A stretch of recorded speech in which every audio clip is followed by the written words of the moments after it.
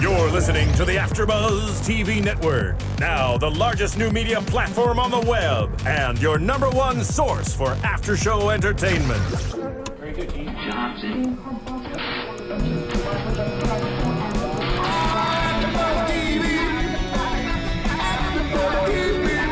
From the AFTERBUZZ Studios in Los Angeles, California, presented by Maria Menounos and streaming live thanks to Akamai Technologies, this is AFTERBUZZ TV's Falling Skies After Show. We'll break down tonight's episode and get you all the latest news and gossip. And now, another post-game wrap-up show for your favorite TV show. It's AFTERBUZZ TV's Falling Skies After Show. Well, hello and welcome, AfterBuzzers. There is the opening song. They took over for a second. They took over for a second. It's all good. Yeah, for a second, Svenny just took over our wavelengths and just decided to not. They can do that. Yeah, totally. But welcome, AfterBuzzers, to another episode of Falling Skies on AfterBuzz. This is Season 4, Episode 5, also known as Mind Wars. We just wrapped up watching. My Wars or Mind Wars? Mind Wars. Okay. Just wanted to make sure. you're joking. I'm messing with you right now. Yeah. With me. Totally the person messing with me is Roya. Hi, guys. Roya's up across from me, and we don't have Phil with us. Phil is busy being an executive producer for AfterBuzz and has a million jobs, so he couldn't do this one. So I'm on the rotating list of hosting this week. But across from me and next to Roya, I know Roya's really happy about this, we have joining us from the cast from Falling Skies. He plays Hal Mason. Everybody, it is Drew Roy. Drew Roy. Thanks for having me. Thank you so much for joining us on here. Yeah. You know, it's been a great ride so far. Watching these past 4 seasons, it's awesome to be able to see this episode with you. Hear a little inside stuff here and there, and we get to talk a little bit. And we're just going to recap this episode right now. And feel free to throw in whatever you want to throw in, any insights or anything. Because you know, in case we mess something up, you can just give us a slap on the wrist. Just don't hit us like Anne hit that monk. Yeah, I was getting serious. Yeah, don't do that. That was pretty legit. And if you beat me, it's gonna make him bruise, so it'll be that way. Well, that might be worth seeing, right? I hate to beat he feels the pain. That would be interesting. I don't know about that. I don't know. Okay, so let's get started here. Let's start talking really about let's talk about the beginning where we start off, which is Tom Mason and Dan and Cochise have rescued Tom's youngest son, Matt. So they're on the run right now, or they're actually trying to catch up to Hal, to you. They're trying to get to the base. And I thought it was a really interesting first scene with the rabbit. We see that, I guess they've been on the road for a little bit because Matt mentions he hasn't eaten in 3 days on their way to rendezvous with you guys. And they see a cottontail. They see a little rabbit that Tom's about to shoot. And I think this is a very symbolic scene because of what happens later on. That's why I want to bring it up too. But we see that we definitely see Matt has been affected by what happened at the Nazi camp, as we like to call it, since it's just very similar to the Nazi camp. So we definitely see that a little bit. He doesn't want the rabbit to die or to get shot, even though it might mean him going hungry a little bit longer. Yeah, this is an ending that Bambi would have preferred. Just saying. It's for the hunter to be like, had their son, yeah. If only Matt was there when Bambi came out. Yes, absolutely. It would have been a different ending. It would have been awesome. but maybe this was the story of Thumper. Okay, sorry guys. We got a little off topic there, but maybe that's how Thumper became Thumper. Yeah. Anyways, I'm sorry. No, it's okay. It's okay. Thumper was I like Thumper. Just saying. Thumper's a good character. I totally get it. But anyway, Matt hesitating or making Tom hesitate makes the rabbit go away. It makes the rabbit go away. Whatever it meant. The rabbit runs off. Yeah, Matt throws the rock. Yes. Too. Yeah. So that made the rabbit go away. That's what I meant to say. And we see. So I wanted to set that off just because of later on, but we definitely see that Dan and Tom and Matt have gone to the base and they get that cryptic message. Croatoan with the coordinates from you, and they notice that all the equipment's not working, and they're able to ascertain that you guys are going 30 miles southwest over to, well, I like to say Chinatown, but you called it Shangri-La. I like Shangri-La better, actually. That's a better name for that place. So, so these guys have been on the road for a bit, and you know, we get to see them, which I thought was really funny when Tom actually sees these two guys camped out in that little space. Well, and don't you're forget like, the whole Jurassic Park scene that Drew was mentioning, the little montage, or what's the word when you... Oh, I'm sorry. Oh, my goodness.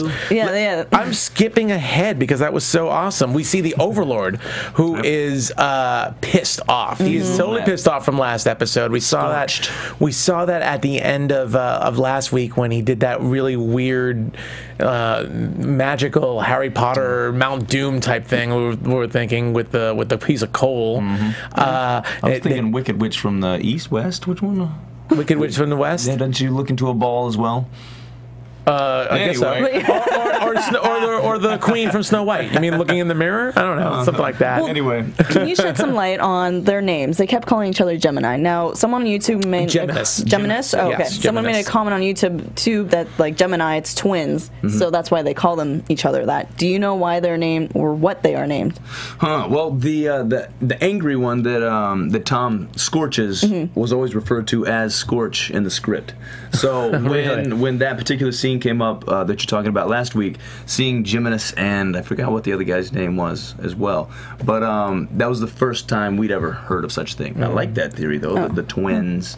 Yeah, because we noticed that they both called each other. They called each other Geminis. It's we checked it and it sounded like they were both talking to each other as Geminis. Oh, but that's why the Gemini theory sounds really good. But at least for this one, it seems like Overlord and Monk sound like really two good descriptions to describe both of them right now, because that's the way they referred to them both in this episode. I still like RoboCop and Jedi.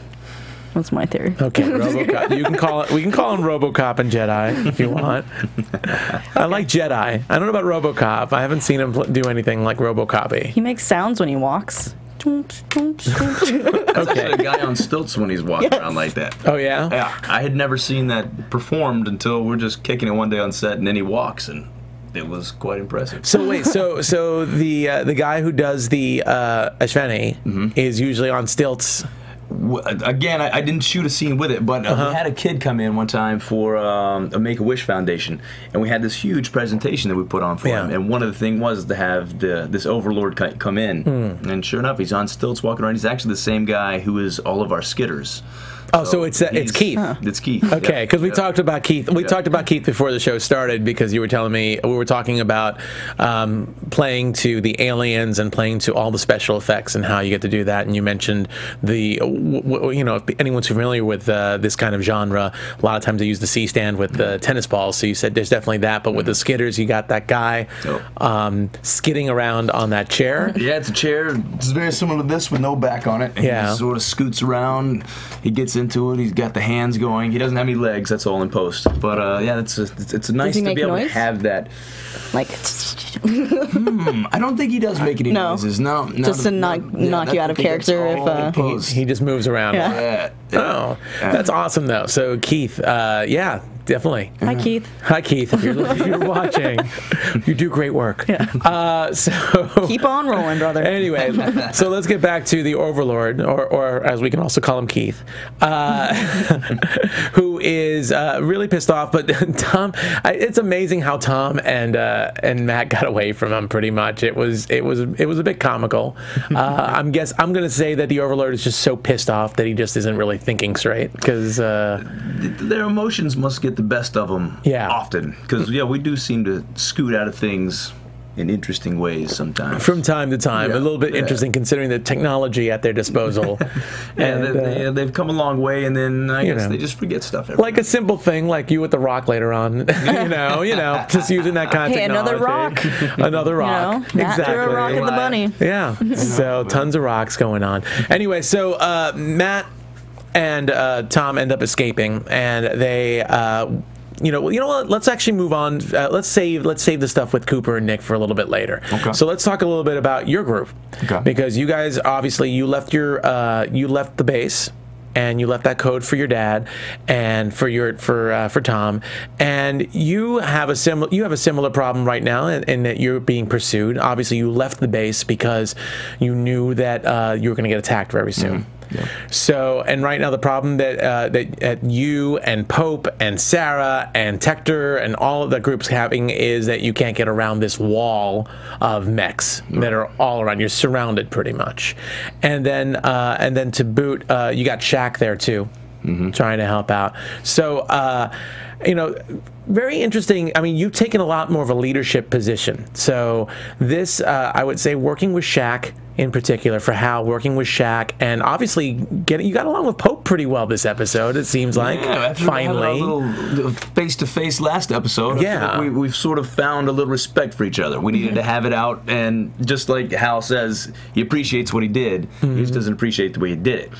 I think they both realize that they are of value to each other. They just don't like each other. So we're having to put that behind us. Well, with Pope, it's pretty similar to him, you know, with everybody, I guess, or at least with Tom. It's kind of a similar relationship. But I suppose Pope thought he can get one over on Hal a little bit more often with some mind games. I mean, it was actually really fun last week. I believe it was last week with him and Sarah coming back and giving you a little what for there. Yeah. I think that was pretty hilarious. I'm loving Sarah. We haven't seen enough of her in this episode, but Mira Sorvino plays her great. She's great. Yeah, so it's beautiful. But really, let's talk about this, because I think it's really awesome what we see. We see Shaq come up with this idea to be able to figure out how to get around the mechs, and it involves you throwing a rock. I think Hal came up with that idea. And running. I guess Hal probably came up. Yeah, I guess that's not a Shaq idea. Like, oh, guys, really? That's my plan? The one time I got to take a mech down, I'm going to throw a rock at it. Yes. Okay. And I think it's just awesome teamwork all around, and just an awesome. that scene in general, I thought was just really, really awesome to watch, because I really loved you throw the rock, you start running, and then to see you do that skid over to the side. I love doing stuff like that. I was going to ask, are you used to that now, rolling around and just like, I'm one with the ground? Yeah, and then you just knock all the dirt off of you. You change later, some more dirt comes out. It's good. Yeah, awesome. Yeah, so I mean, I love that move, and the camera work was perfect. It was like right there and everything. I love the camera work in this scene, I gotta say. And this scene in particular was really, really awesome, especially with the special effects added and everything. They seemed to put everything perfect. It really came together really nice. Yeah. And that was an incredibly rushed day for I forgot what it was that sort of set us behind that day, but we were shooting incredibly fast, 1 or 2 takes per angle, and it turned out. How often? What is it usually? Is it a little bit more like 4 or 5 per angle, or? I'd say 4 is on 3 to 4. Okay. Yeah. Interesting. We shoot pretty quick. Okay. Yeah. Awesome. You better show up, know your lines. Get to work, move on. It's a nice little tight ship. Yeah. Got it. Awesome. So we see again. I feel like this comes from this plan came from Looney Tunes or something. It was definitely Star Wars. Or Star Wars too. There was a little bit of that Ewok in there. Yeah. That's my little sound effect for it again.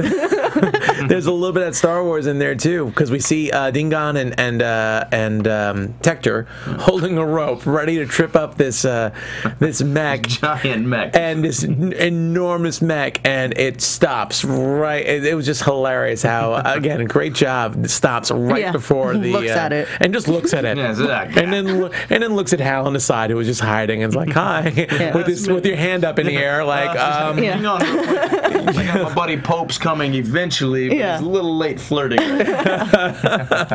Yeah, so we see Pope. So I guess Pope just starts running. I guess it was that improvised. So that was the plan. The plan was that. Well, we actually had to have a big talk about it on the day, because we were like, what is the plan for this one? Are we trying to trip him? Are we trying to make him stop and see the wire, just like what happened? And then, because that takes his attention, now Pope can hit him.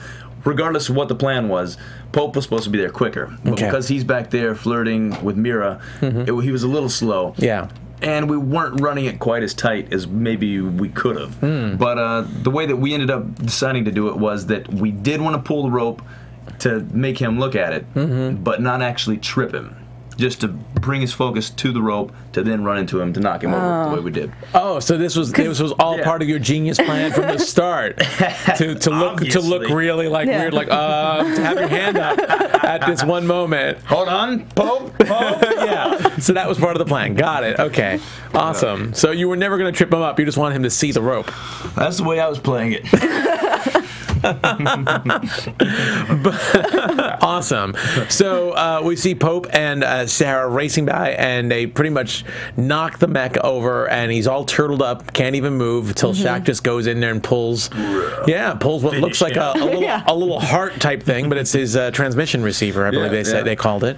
And again, I gotta say, I just love this relationship. I know we were talking a lot about it in last week's episode between Pope and Sarah, so I definitely get to see that. I mean, there's a little bit of a Maggie quality to Sarah as well, which I think's interesting, but she definitely Maggie. Although Maggie's kind of gotten a little hippie this season too. Yeah, but well, she's in a hippie world she's right now. Shangri-La over there. She's in Shangri-La, so it's kind of nice to see someone with an edge like Sarah, who not just an edge like she can. Well, she claims she can't really. She doesn't know how to take down any of the aliens. She was asking for Pope's advice on that beforehand. I think she said, how do I get rid of take down one of these guys and don't blow me off, all this stuff, all this entendre talk. I noticed that she was talking a lot of entendre talk between her and Pope, but yeah, again, I'm loving that conversation between the two of them, and we see the transmitter, and then we see Shaq taking that transmitter and using his Vuln technology to see the radar so you guys can get out. So pretty cut and dry for you guys this episode so far. I'm excited to see what you guys do with Shangri-La, because I'm guessing that's obviously where you guys are heading right now. Since we'll hold up there for a little while. Some wild stuff will happen. Some wild stuff. Yeah, absolutely. And in fact, so let's talk a little bit about Shangri-La. Let's just get into that really quick. So we see that the monk, Geminus, that we're going to call monk, because it's better. Fine. You want to call him Jedi? We'll call him Jedi. That the Jedi's ready is pretty much held hostage. He's got a hood over. I guess he's even got a hood over his head. Was that the hood, or is that the Jedi thing? Even though I thought when they take over control, they can still see.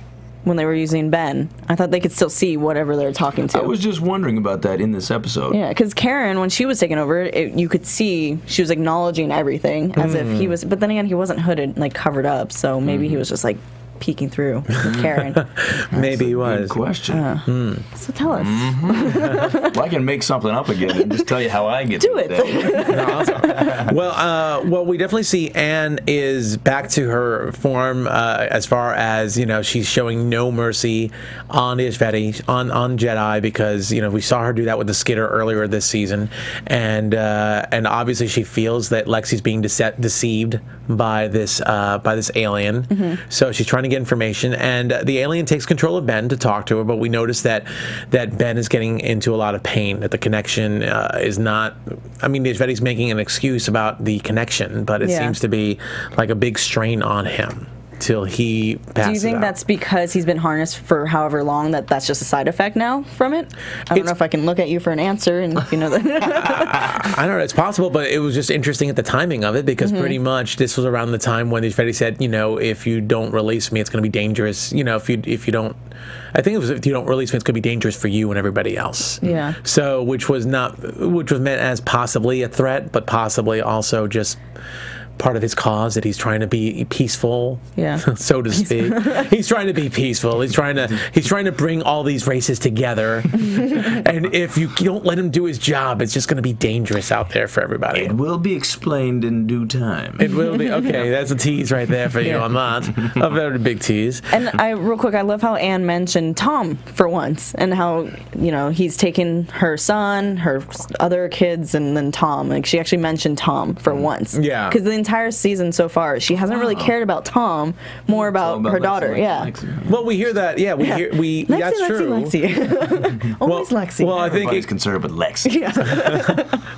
Well, I think it also goes to show, like, she doesn't know what to think of Lexi. Like she said last week, she doesn't know what to think of Lexi. So might as well add some more family members to this list, because she knows they're not the spawn of an alien hybrid like Lexi is. So Anne finally proved me wrong when I said I don't really trust Anne, because she hasn't mentioned anything about Tom or the fact that her other son was dead. So you were I was questioning the allegiance. Yeah, I thought she was taken over by the aliens somehow, that there was something that happened that we didn't see, which obviously will probably come out clear still, but you felt Anne was being selfish because all Anne would talk about was Lexi, and I'm like, well, she's a mother, of course. You know, that's true. Yeah, she's a mother. But still, she's back in my good graces again. Okay, because she mentioned Tom finally. I know. Okay, Moonblood, good. Yeah. You're okay. Your job is fine. It's safe. Roya is okay with you now. So anyway, we see that whole interaction with Ben passing out, and then we see Anne and Lexi have this conversation about, again, Lexi feels that Anne has deceived her and was only supposed to talk to the monk and not hold him hostage or hurt him, waterboard him, none of that. No, none of them waterboarding, nothing like that. Well, I got a question for Lexi. Have you been on a set with Lexi? I mean, obviously, probably the season you have, right? You filmed with. Yeah. Okay. Do they have fans in front of her? They do have fans. Oh, awesome. And when I first came on and saw that, I was like, oh. Okay, well, got a little Beyonce thing going on. Yeah. We were trying to figure out how many fans she has on her, because it seems like even when she's doing nothing, there's a fan blowing her hair, and then when she gets mad, it's like then it gets 5 or 6 more of them. Yeah, totally. So okay, yeah, no, cool. you're right on that one. All right, I love calling it out too. No, that's awesome. Look at that hair. And you can't have the fans too close, or else you have that Darth Vader voice when you go too close to a fan. Well, and does she wear contacts? Because if she wears contacts, that dries out your eyes. Well, later just saying. In the season, there are contacts that will be used, and yes, it did dry your eyes out, and so she'd be looking at you kind of like this, one really? One that way. It's a little cross-eyed. A little bit. Just a little wild eye. Interesting. So, but anyway, we get to see those fans in full effect this episode, because as she's having this conversation with her mom, she's getting more and more angry, and she does something really unbelievable. I think it was a real shocker to me. She actually does a little. Speaking of Darth Vader, speaking into a fan really closely, she actually chokes her mom with this force that she has, this power that she has, which was really, really scary. Maybe Anne was choking on her spit, and Lexi was just trying to save her with doing the Heimlich from afar with her mental powers. I'm just kidding. I like your ideas, though. Really good. Okay. Thanks. Yeah, you probably really liked it when George Lucas called the force midichlorians and stuff like that too. The scientific thing. Yeah, that's what I figured. Yeah. Yeah, got it. Okay. So, nice. So anyway, so really, really interesting, because here is Lexi, who's been talking about peace, about having peace between, the triskeleton, I believe she was talking about. Triskelion. Triskeleton. I think it's triskelion. It's triskelion. Thank you. Yeah. I know it's something like that. But she's trying to have the unity between the races. They all can work together, being at peace every time. When Maggie lifted a gun up earlier in the season, we saw her get pissed. She obviously wants to keep the peace, but man, your mom just knows how to push your buttons sometimes. Don't they all, though? Don't they all? That's their job. They know how to push your buttons. There's a lot of young teens out there that were like, finally, choke that mom. And they piss, and she gets a little bit upset. And what I thought was interesting too, that I want to bring up is Anne keeps saying, "I'm your mother. I'm here to protect you. I'm doing this all for you, to protect you," which I think was a really important line from where Anne is coming from. And obviously, she's doing what she thinks is right for Lexi, protecting her from the monk because she doesn't trust him. But it seems to me, at least at that moment, because we know from seeing last week's episode that the monk has some other plans. It isn't really exactly the way Lexi and Lourdes and anybody else there sees it, that he's planning on using Lexi as a weapon. So to me, it seems like Anne is actually doing the monk's work for her by pissing, by letting Lexi get mad at her.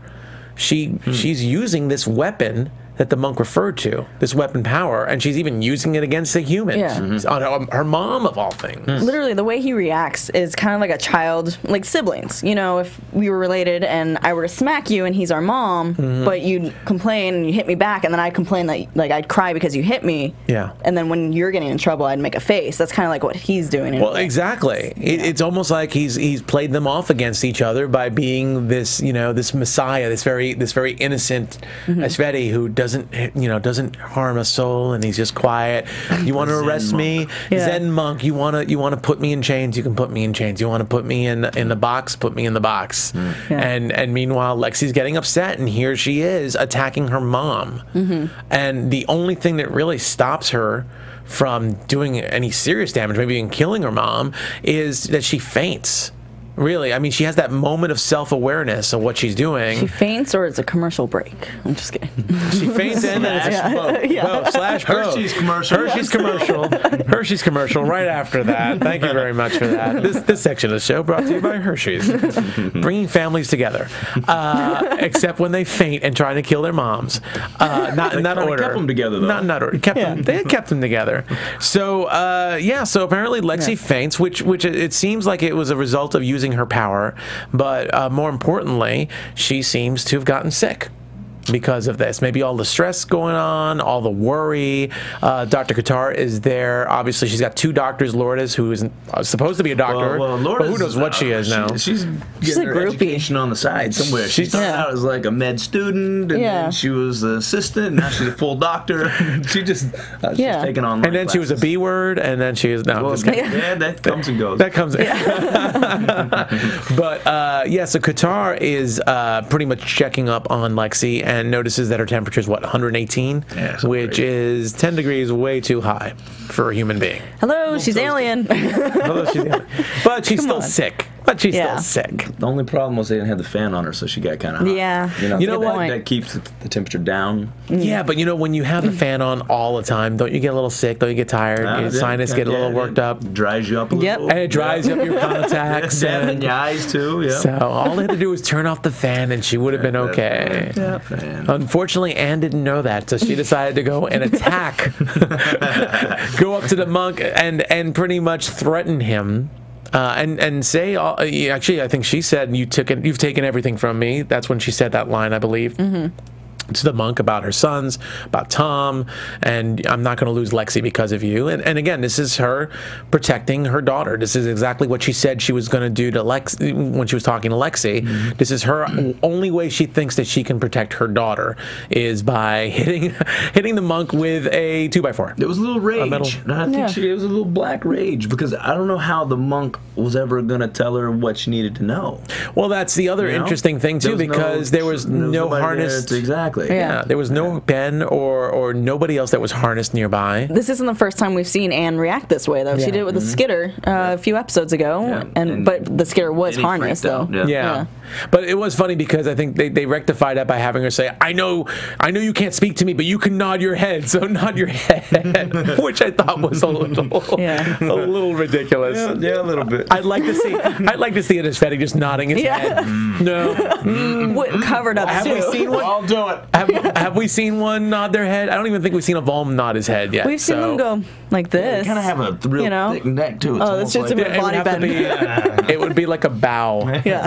Which kind of goes with the monk thing. Yeah, it would go with the monk thing, I think. I don't even want to see how a Skitter would nod. She should have taken his hood off. She should have just taken his hood off. Because didn't they hood him whenever he was already tied up? It's expensive to have that on there. It's cover that face up. You got to cover the face up because the makeup department. Yeah, the CGI is not cheap. Yeah, totally, absolutely. So, but we see Ben hanging out with Maggie with a little, there's obviously a little flirtation going on with those two as well. And I want to hear the opinion on that. What do you guys? How do you feel about sloppy seconds, man? Ben needs to get his own girl. I was gonna say this is round 2 for him. You know what how does Hal feel about it? That's what I want to know. Ben's been doing these things his whole life. Right? He's used to it. Isn't the older brother supposed to be kind of used to the middle brother trying to get the older brother's girlfriends? Yeah, but he's doing well at it. It's the problem. Yeah, that's a bit of a problem. Bringing them in. Karen, now Maggie. But the way he does it's with his harness, so it's not really. It's true. So it's kind of like using his handicap to bring them in. I don't know. Yeah. If you want to call it a handicap, I guess so. Well, he kind of acts like it's a handicap in a way. Well, he loves and hates it. Yeah. I'd say. Because he did have that. He had the one episode where he could have gotten it off. Yes. And was like, but it kind of makes me awesome. I can't steal my brother. It kind of makes me awesome. Yeah, exactly. I don't get as many ladies with this thing off. So might as well he could have gone the other girl, the other harness girl. Yeah, I could have gone. Which I'm really glad she's not in that radius of when the Svenny was getting beaten up, because then she would have been feeling the pain again for a second time because of Anne, and no one would have known. and Anne would have stopped. No, stopped knowing that she was hurting Ben. But who knows if she would have stopped for anybody else? Denny, that should be all right. That's okay. She recovered last time. Yeah. Lourdes, I'm just gonna keep hitting him. I'm just gonna keep hitting him. Wait, so if he's getting the bruises, Ben's getting the bruises, how come Denny didn't get any reaction when because are they more powerful than the Skidder? When the Skidder got stabbed? But that is weird, because it should have killed him. Yeah, Denny should have been. But she didn't follow. It knocked her out and passed her, or whatever happened to her. But yeah, nothing physical happened to her. I think it just goes to show you again. Well, first of all, with the what's the other girl's name? The other harness one that hangs out with it? Denny. Yeah. With Denny, that was a Skidder that was actually talking. Mm-hmm. You know, this is Sveni, and the only other Sveni we've seen really using somebody so far, at least the main character, is Karen. Well, and the other kid when the RoboCop got burned. When Scorched. When Scorched. Oh, and as far as main characters go, yeah. That's true. But yeah, obviously he didn't get hurt either. So, and it seems also based on that earlier scene when Ben was getting hurt for whatever reason, and the excuse was that he couldn't take the connection. Yeah, we have seen overlords inflict pain, so maybe he was doing that. Yeah. Okay. So it's quite possible that that the monk's giving Ben this pain. You know, he can transferring it to Ben. Exactly, it might be a power that he can use. And also, it just seems to be something very special about this Sveni, considering he seems to be somewhat related or has a one-on-one conversation with the Overlord in that magical land of Mount Doom, of hell, that level of hell that they talk to. So obviously they have these special powers that we're completely unaware of, so it's possible that has something to do with it too.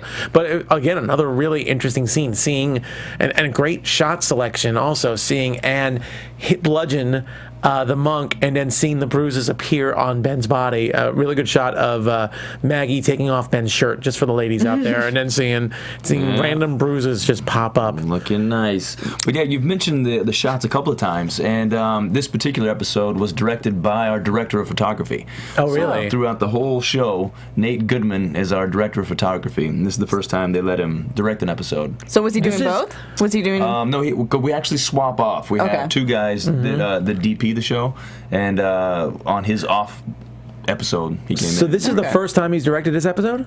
Wow, that's awesome, because I don't think I've really ever looked at the shot placement and talked about it on the show like I have in this one. I thought I was gonna mention it, and I thought, we'll see if it comes around, but you've said it twice. Yeah. I thought, you know what, that's interesting, because as we were shooting it, I was wondering if it was going to look a little different. Not different, because, I mean, he's the one setting the shots up. Yeah. But I did feel like he sort of took it to the next level. But he obviously has a little more control, I guess, in post as far as cutting and everything. Right. So it definitely, there was something really interesting about those action scenes. A lot of hinges that they were doing, and interesting stuff. Like the one scene with the truck with Pope and Sarah when they knocked over the mech. Yeah. That was a great hinge right there. As well as the Velociraptor scene in the kitchen. Yes. They kind of hinged around. Oh yeah. So it came back, saw him in the mirror. That was really good too. Hopefully, does he direct any other episodes this season, or is that the only one? Not this season, no. But I would be surprised if he didn't direct next season. All right. The 5th season coming in. Yeah. I mean, again, love the shots, the shot placement, the shot selection, the editing with it. It's always nice having somebody who's that into the show direct as well, because sometimes you have a director come in and it's a lot of stuff you have to catch up on to be able to know all the mythology of what's going on, and somebody like that, they're in it. You know, these are things we deal with every day, even though right here when we try to figure some things out, I don't always know. I can understand that. I can totally understand that. So we get to see Ben getting these bruises, and that's what stops Anne from beating. That and the fact that Ben kept saying flower, which is, it's really sad when you think about it. That another Bambi reference, by the way. Another Bambi reference. There you go. But it's also really sad to think that Anne's doing all this beating on the monk and can't get a word out of him because there's nobody in the room that can give him a word. She just wants him to nod. And how can you nod? How can you nod flower? That's flower. Flower. You obviously haven't played charades. I was gonna say that. So if he could have done something, but That would have been an awesome scene if he played charades with Anne before she beat him up or something like that. And he's like 3 words, and he's like, it sounds like a movie. Sounds like it would have been great seeing that. Although I'm sure the special effects and makeup would have been through the roof for that one. For a charades game. But anyway, so just to speed things along, Anne knows exactly by that one word what the monk's talking about. Flour. I know flour. I got it. Special tea. They actually did. I forgot what it was, but it was either last episode or the episode before. She does hand Anne a flower and makes some very subtle reference to it. Oh, okay. And Anne, being sharp, she's caught that up. Picked that right up. Made that into a nice little tea, and then fed it over to Lexi, and Lexi is feeling better already. No, she gave it to Lourdes. Oh, that's right. Lourdes. She gave it to Lourdes, who gave it to Lexi, because then she tells Lourdes, we're on the same side, Yeah. We're on the same side, Lourdes. Stop being so annoying. Yeah. This is nothing against Seychelles. This is Lourdes. Exactly. Because I swear, every time she talks, sometimes I'm like, why is she still here? Why is she still alive? Oh, God. I mean, Seychelles doing a great job doing Lourdes, but this one in particular, just seeing her being overprotective over Lexi, especially you were feral last season. You were people hated you, and you were feral. And I'm not talking about people like the audience, like your own camp hated you, and now you are the right hand person to Lexi. So it's just really weird. Yeah. But Lexi did pull the snot skitters out though. Yes. Which was a lot less painful than what you got when you had to get yours out. Oh, that was a fun scene. I love the pain. Yeah. Oh, really? But anyway, so Lexi's feeling better, and Lexi asks for some more tea, but right before she... Right when Anne just turns her head away, she says something. Yeah. She's a really good whisper. That's a quote. Good, huh? Yeah. Word for word. You got it. I'm surprised you got it on the first They brought take. me in for ADR. She couldn't quite get it. And Lourdes runs off. So we know everybody pretty much except for Anne right away knows something's up. And I think the line that Lexi says that's really interesting is, I didn't realize you're going to make me choose between you and the monk. You and Ishveni, and which is pretty much foreshadowing that something's up. Something's up. Stuff. And she's about to make a choice, and Anne might not like the choice that she's about to make. So really interesting. And why wasn't someone watching Lourdes more? How did the monk get out? If Lourdes comes in, hey, I'm going to take over right now. Go. It's me. It's Lourdes. Yeah. I'm always solid. Exactly. If you could just all just step outside 5 minutes. It seems like she's second in command, and I mean, other than the fact that Anne is pretty much in the way, Anne and Ben are in the way. She's like a Karen in a way. She's has that role. She's not Lourdes anymore. She's taken over something inside of her or whatever it is. But at least Karen was actually, the Ishvedi were pretty much harnessed her, and she was it was against her will, more or less. Maybe she enjoyed it, but it was against her will. Lourdes is just it's her own decision. She's making these own lame, bogus decisions, and especially after she was infected last season and was a traitor last season, and now here she is. Can you really blame her though? Last season, her boyfriend died the season before. I get that. I get that. It's just weird. Yeah, terrible. I get that. It's just so weird. And Hal wouldn't go after her. Kept going after Karen. Hal messed her up back in the very beginning. It's all my fault. Maybe it is your fault. She's got she brought issues. Me that food that one time, and I kind of turned her down, and it's just been bad since. Way to go! Way to go! I know that's my bad. But anyway, so we pretty much see that Lourdes disappears, and we end up finding out that the monk escapes. So the monk is gone, and here's the revelation where Anne realizes that that Lexi will do whatever it has to take to protect the monk, and Lexi even says, "You're my mother, but he's my father." I don't understand why Anne didn't realize that Lexi would do something like this, because Lexi just choked her. How could she not realize that Lexi is not really on her side? I think the fact that she fainted and was feeling ill kind of made Anne think on the what? Death's Door. That's what I'm trying to say there. Yeah. Maybe because of that, and then her coming back around, she forgot the She got to play mother, and so Yeah. she kind of... She took on the role of mother. She went from being like overprotector to Okay. mother. That's fair. You know, after all that good scene, point, but yeah. After all that scene in the bed, even though Lourdes was there to take the tea from Anne, you know, it was a typical like, oh, you know, a mother watching over her sick daughter or son and getting them tea. I don't and know why making them she feel wasn't good. giving her the tea herself, but whatever. Well, because Lourdes is so damn in the face. Give me that. I got this. I got I'm surprised Lourdes didn't taste it like the official Yeah. poison taster. Give me a second. No, we're good. I'm not dying. Here you go, Lexi. Here you go. So, yeah. So pretty much the monk is free. So we'll wait to see what happens there. And Lexi pretty much laid it down to her mom. Said, I'm going to protect him. And no matter what you feel, I'm going to protect him as well. He's my dad. Yes. So that's where we leave off. That's where we leave the father. That's where we leave off with her. And then I'm guessing we'll see Hal in Shangri-La with his group next week. Let's go back now to Tom. And let's talk about Cooper and Nick. So we see these two new characters, and I think it's really funny because you even said it. You're like, the last time Tom walked up to a family, strangers came up last to them. That was They lost their horsies. That didn't go over so well. Well, So this one kind of seems similar. I mean, at first we see them say, you know, Tom's looking for food because Matt's so hungry, and we see them say they have no food. But then when they find out it's Tom Mason, they're like, "You're the ghost.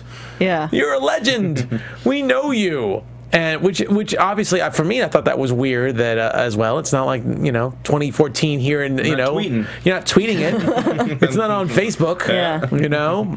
What do they got? Smoke signals? I don't know. I mean, these people, they don't look like they have much, and yet they've heard of the legend of Tom Mason.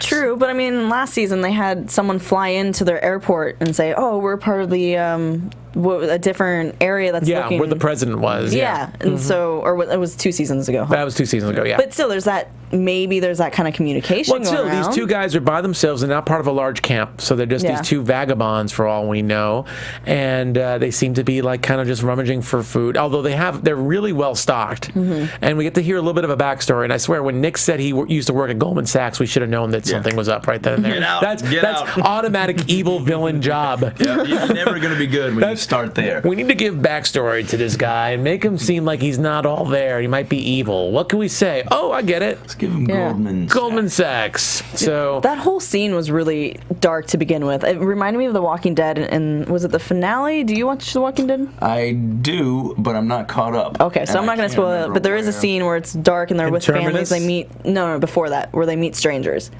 And anyways, different show, but it got that really weird vibe, and I was like, oh. Well, there's been a couple of scenes like that in The Walking Dead. There was that one. There was that one. I think it was the beginning of season. I want to say season 2.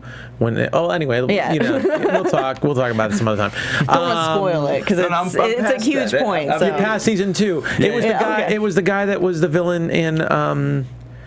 He was the villain in the first season of True Blood. He was the one, Renee from True Blood. I can't remember his name right now. He was also in Terriers. That actor. He was a really good actor, and he was in The Walking Dead? It was maybe the beginning of season 3. I'm going to digress for 1 second. It was when Herschel was drinking at this bar. He ran off, and then Rick went to find him, and there was these two guys. Anyway, okay, that's it. I'm just going to say that someone will correct me on YouTube. They always do. So anyway, so we have Nick and Cooper. Cooper seems very, very troubled. By the way, Cooper played by Aaron Douglas, who is in a million things, but most notably, he is a chief on Battlestar Galactica. So awesome to see him. And Cooper is very, very tormented over some stuff. So we see that right away. Nick seems to do most of the talking. Nick seems to know exactly what to say. Kind of nice little catch when Tom asks how they're fully stocked, how they have so much food. And Nick gives the story about being at finding a Mormon townhouse, or farmhouse, Mormon farmhouse. And then Tom's like, with alcohol? With whiskey in there? He goes, well, Jack Mormons drink. Hey, am I right? And then they just do a little tap. Behind his I know. Am I right? Come on. Wink, wink, nod, nod, elbow, elbow. And luckily, Tom and Dan see right through that and see something's up. as they should every time you see a human anywhere that's not in a major camp, apparently. So anyway, so we see a really shocking scene. Actually, I thought it was really shocking when we see Nick go up to Tom after he has first watch and distracts him, and Cooper just starts unloading his gun into 2 sleeping bags, which, as I joked, he was going like this. Yeah, and he's looking away. He's not even looking at them. Yeah. And he's shooting. And I thought that was, that's very telling. I mean, also, even before that, when they were talking and Nick talks about Cooper throws a knife at Nick, and it misses, purposely perhaps, but still kind of a very odd thing you do to with your brother or your friend. Oh, there he goes again, throwing his knife. Throwing his knife dangerously close. Dangerously close to me. Yeah, there you go. Which I thought that was going to be something completely different. Like Cooper was a creep or something with little boys, and that's why I was like, TNT, what's going on? God, that would have been something. Yeah. So that's why I was really thrown off by that. Yeah, it was a good idea. We got to bring you on the writing stage. Hey, you want to turn the show upside down? You got it, TNT. Yeah. But anyway, let me speed over this because we're running a little bit over. I've just been told. So we see Nick and Cooper take Tom hostage because they assumed right now that Dan and Matt are dead, and luckily Tom, being smart as he is, leaving little trail, little breadcrumbs, and the deal is Nick wants to make a deal with the Ishveni, and hopefully they'll be released. They won't be bugged ever again. It was really, really weird. Tom does a lot of mind games with Cooper. Again, beautiful playing by Aaron Douglas. I really loved how tormented he was. They have a little fight, but at the same time, he gets to bond with him over his kids. And all this while Dan and Matt are following, again, this is really important, I think, especially for Matt's arc. Matt's pissed. Matt is angry. Matt wants that Mason fire. Yeah, he's got that Mason fire, and he really wants to kill. He wants to kill these guys for what they did, taking away Tom. And again, another character saying, Look what's happened to my family because of this. We've all been separated. Blah blah blah. And he wants revenge. And we see that. I think it's important. We see that when Dan is about to take a shot, possibly, to kill Cooper, which we're finally starting to feel a little empathy for at this point, because that's when he's having that conversation about his kids. And all of a sudden, Matt's like, give me the gun, which is a complete 180 from the scene in the very beginning with the rabbit, which I thought was very, very touching. And luckily, because this is a Steven Spielberg production and on TNT, there are lots of moral values put in, as Weaver had a little like Mr. Drummond talk, as I like to say, from Different Strokes. He likes to do a little Mr. Drummond talk about not being angry and not using your anger like that. And luckily, Bambi gets saved again. Yeah. This time. Sure, this time by Matt Holt. He can be Bambi. Bambi episode. For a little while. Yeah. For a little while. Yeah. Because then we find out that Nick, obviously making a deal for Tom, we find out that he's also made a deal for Cooper's sons, and that's how they got out of the Skitter camp. Yeah.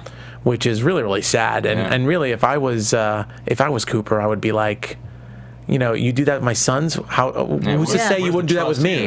Who's to say you wouldn't do that with me eventually? Even though they had this whole love thing. I love you. I wouldn't do this to you. Yeah. And his line saying, you were their uncle. That was a deep line for just so simple. It was such a very tragic. It was really a tragic relationship, and of course Cooper ends up shooting Nick, and then Cooper just again goes a little psycho, is about to kill Tom, and luckily is saved in the nick of time by Dan. So a beautiful scene. I mean, good job performances by both. I don't have Nick's name. It wasn't on IMDb.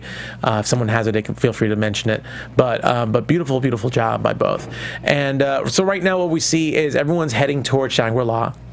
And it looks like Hal's gonna make it there first. Now we see that Tom knows where to go, and now that they're done with Cooper and Nick, they hopefully won't have any problems getting over there. So we're definitely going to see a lot of people together. So it's very exciting to see where this ends up, and definitely minor spoilers for those of you who don't like to watch the clips from next week. So for the next 20 seconds, just we see this, we see this cocoon type thing that Anne's in, and it's something that's going to be at Comic-Con. Yeah. So I'm really excited about that. Before we get into predictions, I want to let's talk to you more in depth, because I feel like we spent a lot of time on this, and I definitely don't want to take away from that. So awesome. First of all, thank you so much for coming along here. Yeah. So 4 seasons in, and we should bring this up too. I mean, one more season. It's been announced already. One more season of Falling Skies, which you mentioned you're very excited about this coming to an end. Why is that? Well, that was an interesting way to phrase it. Well, I mean, I'm excited. Nando. sorry, of the storyline coming to an end. You're right. Thank you. Conclusion. But yes, I think it's, especially when you're doing science fiction stuff, and we've got a lot of storylines really floating around right now that I think it was a nice thing to be able to say, okay, we have one last season, let's bring it back together, maybe not put a bow on top of it, but let's see how this thing should sort of end. And from what the writers are telling us, they've got some pretty cool ideas. So now, did they know from the first season, if they were to have so many seasons that they've had, that they know where they would want to take the show? Originally, yes. They had this thing they called the Bible of what they wanted. So they knew where it started, obviously, and where they wanted it to end. Okay. But I'm not sure if that's fully truthful anymore, because we've had 3 different writing staffs. And every time a new writing staff comes in, it seemed like the little bit of a twist would be put on where it was going, which I think really worked out well, because if the trajectory was this, and then you have these new guys come in, it just shook it up, and kept it interesting. Did they ever give you a hint at what's to come, like the end, like what their end game is? Not really, no. Okay. No. So it's all really fresh to you as you're getting scripts. Like you don't know what direction ultimately you're going. I don't really like to know what's going to come. The only thing I like to ever know is if it has something to do with the character. So, say last season with the evil Hal, I wanted to know what the motivation was for that. I didn't want to have to read a script and then find out, oh, well, so that's what I'm doing. Yeah. I would have played that scene in the last episode a little differently. Otherwise, I kind of like to just be surprised by it. I love to read the script without anybody telling me anything, because the first time you get to go on that ride, the way we just did watching this episode, you didn't know what was coming. Yeah. Nobody had influenced you with anything. How awesome was it playing evil Hal? Because that seemed like you had so much fun. I mean, it seemed like you obviously were like evil, like ooh, but at the same time, I could imagine you, the actor, loving to change your role a bit and have some fun and throw some monkey wrenches in there. Especially with, the great thing about shooting a TV show is that you get to have this one character that you continue to find new things to play with him season after season, and then you have something like that come in, and it's basically having a whole new character, but you still have to anchor it to whatever you've already made of this character. I'll be honest, when I had to do that the mirror scene, I was like, oh, fellas, what are we doing here?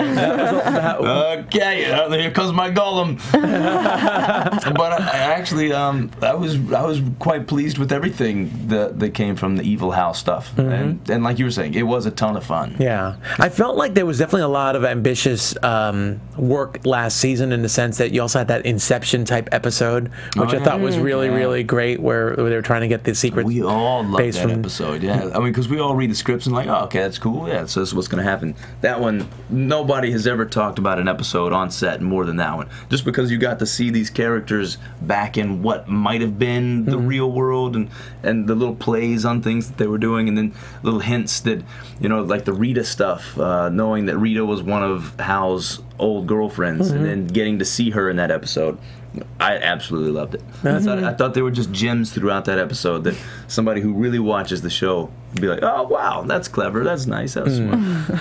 Have you been shocked at all at just how the past 4 years have been for you since jumping on Falling Skies, and how it's been, how it's been taken, and obviously, you're going to Comic-Con this week. We talked a little bit about it, so you get a big thrill out of going there. It has been one of the coolest experiences. I came out here from Alabama having no idea what acting was. I just figured, my little town of 30,000, everything seemed pretty easy. I'm going to LA. Never been on stage, never been in front of a camera. So the fact that I ended up on a show, that in and of itself was just ridiculously crazy. But the cool thing about being on the show is that there is a pretty nice fan base, but at the same time, I can live my life however I want to live. Like, I don't get stopped on the street. Airports sometimes, but then you go to Comic-Con, and you feel like a rock star. I mean, the fans show up, and everybody's just loving hearing whatever you say. I'll say a bad joke, and you'll get a couple of laughs. I'm like, oh, thank you guys, appreciate that. Now, I can imagine. I mean, and it's such an awesome experience to go down there, and you guys have been there for the past 3 seasons, I believe, or 3 years. Yeah. Or 4 years, I guess, now, right? It'll be four. This will be the fourth time, yeah. This will be the fourth time for you. For me, yeah. Yeah, absolutely. Moon and Noah did an additional one. And it's great because I see you guys get like escorted around in the convention center to go for your signings, and of course TNT always does a good job with the booths, trying to decorate it. There was that one year, I think it was 2 years ago, with the heart. You can get harnessed. Yeah, so they definitely have played a lot. And I will say, it seems like TNT really has taken advantage of the success they've had with you guys, and are starting to build an arsenal. Which is, again, I think almost a surprise that they've announced the last season for Falling Skies, because, you got The Last Ship and you got Legends coming out now, and those are all going to be down there too. And again, you guys have built such a great following so far, and I feel like there's lots of really interesting nuances you could still do with this show. I'm sure we could. But I would be tickled to do 6, 7, 8, but at the same time, doing 5, I'm completely fine with as well. Yeah. And what I like too is the shortened seasons also, I think, people don't get tired of it. I think after a 22, 23 episode season, sometimes you have some filler episodes in there, and it does that. What do you think of, stop me if you have a question, Roya. No, go for it. I'm just me and Drew. listening. Just me and Drew right now. Hit me with what you got. I thought it was a really interesting way to start season 4. I thought having the Volm pretty much disappear. I know part of it probably was because of the effects budget, but oh God, how are we going to put all these? How are we getting all these Volms here for a whole season? But I thought it was a really, really interesting thing to have the Volms here come in as saviors at the end of season 3. It's somewhat saviors, and then there's that little bit of a hint at the finale that something's fishy, but everything seemed to be rectified, and all of a sudden we find out that the Volm leave after 3 weeks. Out, we're done, and it's just Cochise and Shaq and a couple of other background guys. Yep. Yeah, pretty much. And just to see you guys get it seemed like a reset. Is that what it felt like when you guys started reading the scripts? It did. And what I liked about it was we were pairing people up that don't necessarily talk to each other all the time. So that was kind of nice to have. I mean, we still had Tom and Dan together and Hal in that one camp, but we got to see characters interact in a way that you don't usually get to see, with Anne and Anthony and everything going on over at the Shangri-La. I really appreciated all that, but I've enjoyed this whole thing of these 4 groups slowly trying to come back together and find each other. Were you guys shooting apart from each other for this stuff? Most of us had great schedules this year, just because you'd work 2 days, you'd shoot everything. We shoot episodes in about 8 days, so you'd work 2 days and you'd be done. But by some miracle, I would still work every single day. Really? I'd have like one scene every day as opposed to all my scenes in one day. But it was kind of nice because you get to you stay in touch with everybody, and you get to see what's going on in the other scenes sometimes. But all the Shangri-La stuff would be shot it was actually downtown, and that was the best place. Not Chinatown? Not China, just downtown. Well, it was in Chinatown. Got it. But yeah, you don't really get rained on there. It's not the nitty-gritty that it is for the rest of the show, but you have to ADR almost everything there. You got cars going by, horns and whatnot. What do you think, we're going to have to wrap this up real soon, but I just want to definitely what do you think's been the biggest thing about Hal's character arc throughout this journey so far? The thing I liked about playing Hal was that I'm older than Hal is, but at the same time, Hal is in this world where he's having to grow up quicker than he normally would. So I always like to look for places that I could show that youth and that innocence of Hal, but at the same time have him be smarter and more mature than he should be at that particular moment. But then as seasons begin to stack up on top of each other, you have to find these small little layers to put in there to show a growth. And for Hal, I think from the get-go, he's a thinker with his heart, not his head. And so if you're in that inner circle, he'll do anything for you. And then when you see things with just the whole thing with the evil Hal stuff, I wanted there to still be the Hal in there that knew what he was doing and having to fight against it, which was the story line as well. But I just thought that was an interesting thing, that heart of Hal was so strong that you could never shake that from him. Like Gollum, like what you mentioned. Like Gollum. Totally. So we got to get into predictions, but you also said that you were AfterBuzz TV predictions. Okay, bumper's a little early, but go ahead. What were you gonna say, Roya? You're working on a film, or you just wrapped up a film that you were shooting? Yeah, I got to shoot up in Alaska. I'd been wanting to go to Alaska for a while because, you know, Vancouver's halfway there, but it's actually quite tough to go anywhere when you're shooting. But yeah, this movie came up. It's called Sugar Mountain. We got to shoot up there for about 6 weeks and had a fantastic time. Sweet. And when would that be coming out, probably? We're shooting for like every indie film, Sundance. So that would be, what is that, February? January, February? Awesome. So yeah, I actually got to see a cut the other day. Everything's looking really great. We're still smoothing things over and getting things the way we like them. ADR? Probably a little ADR, but not Falling Skies style. So, okay, cool. So, I was gonna say that for the very end. Oh, I'm so sorry. I jumped it. Because I wanted the bumper to come on with predictions and then say no, because I had an ulterior motive. After this. I had an ulterior motive, but I'm gonna describe it. I wanted the bumper to go and go. Okay. But then now you're after predictions, and I want to go, Drew. Okay, what happens next? What happens next? That's what I want to do, but it got ruined. But Drew, so what happens next? There you go. What happens next? What happens? So we're gonna have a little little reunion. Yeah. Yeah. So that's something to look forward to. Lexi's gonna go off the deep end. We're gonna see some interesting Lexi stuff coming. Cool. More All right. fans?